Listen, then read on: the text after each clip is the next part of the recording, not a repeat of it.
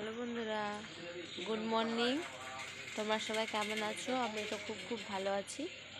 আর আজকে হলো সানডে, আর এখন ঘুম থেকে উঠলাম। এই যে একটু বাইরে বেরিয়েছে, খুব সুন্দর লাগছে।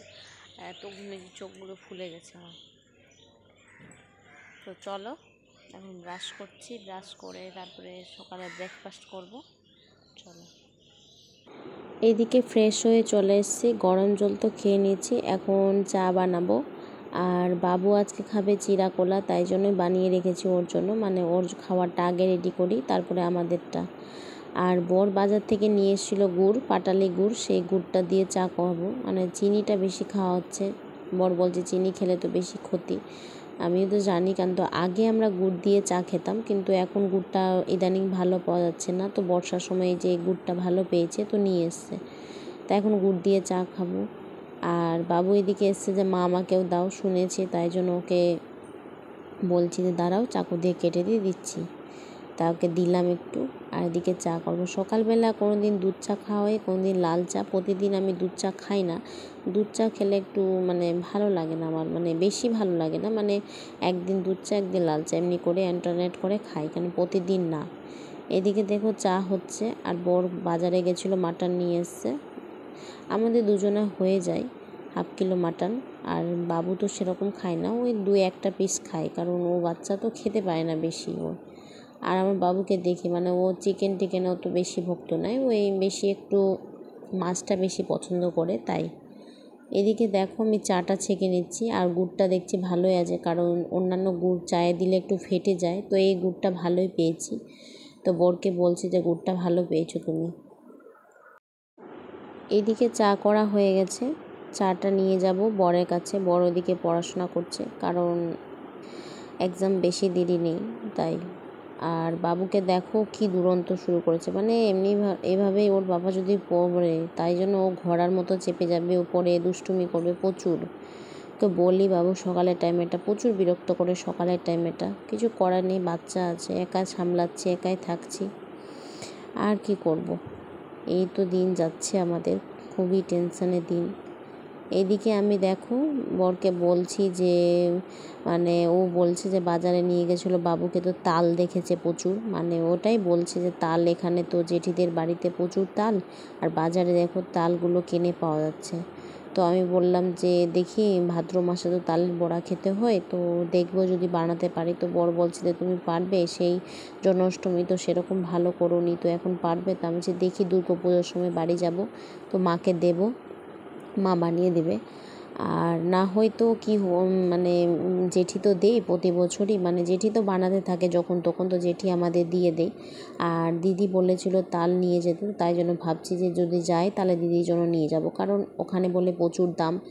আর আমি বলছি যে না থাক, এখানে তো প্রচুর মানে পাওয়া যায়, মানে পড়ায় থাকে, জেঠিরা নিয়ে আসে কুড়িয়ে ঘরে রাখে। আমাকে বলেছে 2-1 বার যে তোমার যদি লাগে তো নাও। তো বলছে না জেঠি আমি তো পারি না, মানে পারি না বলতে একদমই হই না আমার। এর আগে প্রথম বানিয়েছিল তখন ভালো হয়েছিল, তো এমনি ভালো হচ্ছে না। তো আমি যে থাক, তো যেটি বলছে ঠিক আছে, তাহলে আমি যদি বানাই তাহলে তোমাকে দেব। এদিকে দেখো ফ্রিজে সব কেটে কুটে রেখেছিলাম রাত্রে, পেঁয়াজ বলো আলু বলো সব কিছু বের করলাম। আর বর বললো যে আজকে ডিম টোস্ট খাবো, কারণ ছুটির দিন, তাই জন্য একটু ব্রেকফাস্ট করা যায়, না তো এমনি টাইম হই না। তো আমি বলছি ঠিক আছে, ও খেতে চেয়েছে তো করে দিই। তো ডিম টোস্টটা বানাবো।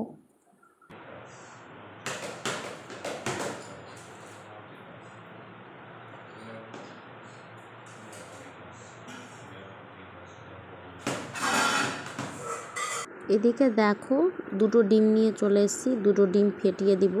মানে আমি সেরকম পেঁয়াজ লঙ্কা দিই না, এইভাবেই করি, কারণ লবণ একটু দিয়ে দিই, আর ওটা একটু গুলে আর ব্রেডগুলো দিয়ে দিই।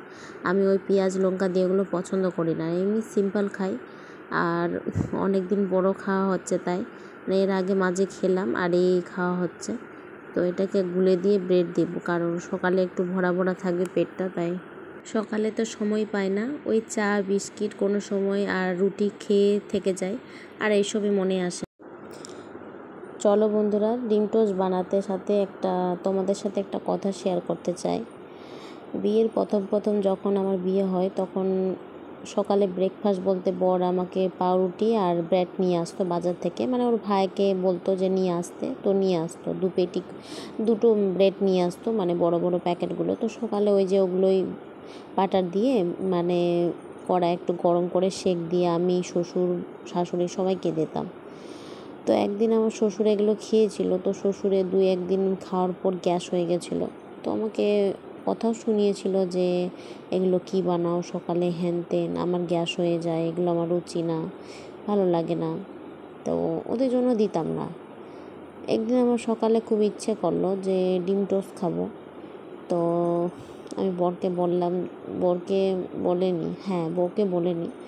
তো আমি নিজেই ভাবলাম যে আমার শাশুড়ি মাকে বলি, যদি শাশুড়ি খেতে চায় তাহলে আমরা বানিয়ে নেব।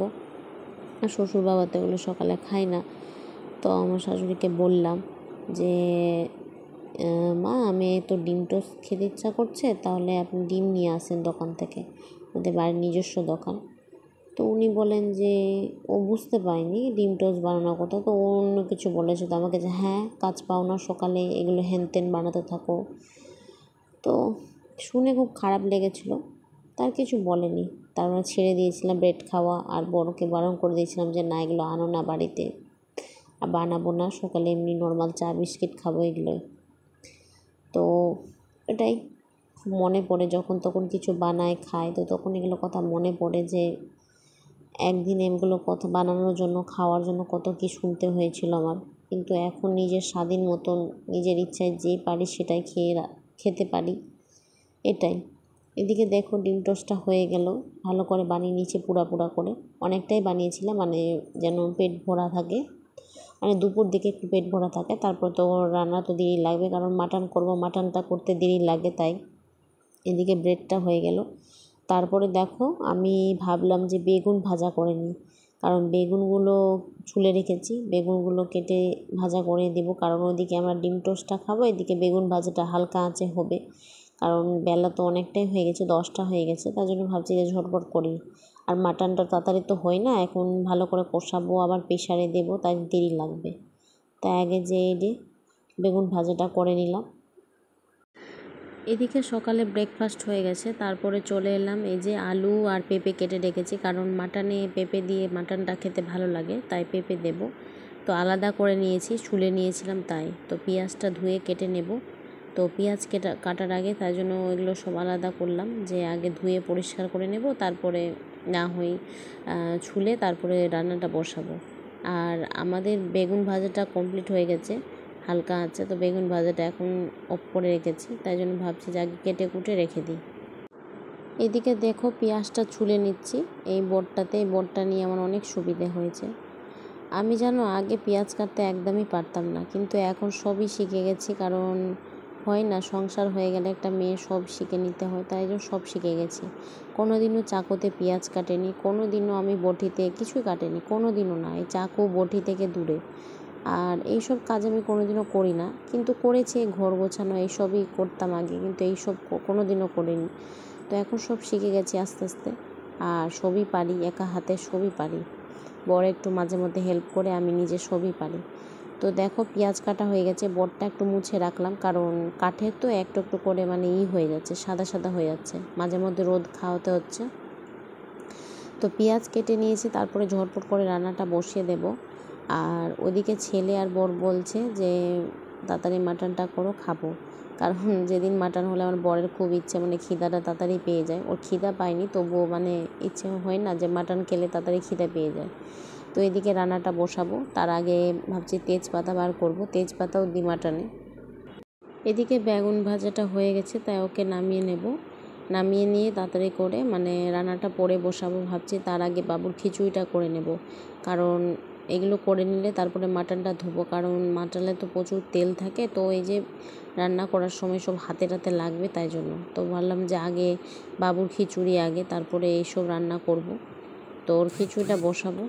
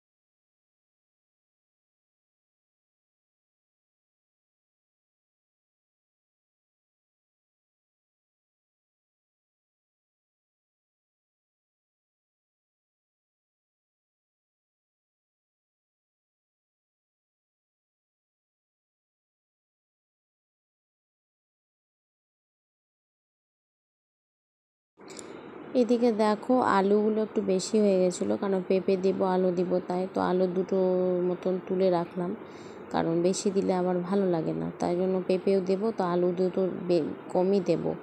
তো এদিকে দেখো কড়াইয়ের মধ্যে নুন আর হলুদ দিয়ে দেবো, কারণ আলুটা ভাজবো, তার আগে আমি আগেই দিয়ে দিই। আর ওদিকে বাবুর খিচুড়ি বসিয়েছি, ওর তো খিচুড়িটা হচ্ছে, সিটি মারছে। আর এই যে আলুগুলো দিয়ে দিলাম। আর আমি পেঁপেটা কিন্তু ভেজে করি, কারণ আমি এমনি দিয়ে দিই না মাটনে, কারণ ভেজে করলে একটু নুনটা ঢুকবে তো ভালো লাগে, তাই ভেজেই করছি। আর কে কেমন করে আমি জানি না, কিন্তু আমি এভাবেই করি, আমার রান্নাটা ঠিকঠাকই হয়। বর ভালো বললে সবই ভালো, কারণ আমি তো বরকে খুশি করব খাইয়ে দাইয়ে না, আর অন্য কাউকে খুশি করার আমার কোনো কিছু ইচ্ছে নেই। তো এদিকে আলুটা ভাজা হোক, আর এদিকে ভাবছি বরকে বললাম যে বাবুর জন্য কি মৌসম্বি নিয়ে এসছো বাজার থেকে, তো বলছে যে হ্যাঁ তুমি জানো না কালকে নিয়ে এসেছি, মানে ছিল না, শেষ হয়ে গেছে, তাই বাবুর মৌসম্বিটা জুস করে দেব। তো এদিকে দেখো আমার ছেলেটা খেতেই চায় না, জুস করার সময় কত মানে জবরদস্তি করে খাওয়াতে হবে বুঝিয়ে বাজিয়ে, তো এই যে জুসটা করে নেব ওর জন্য।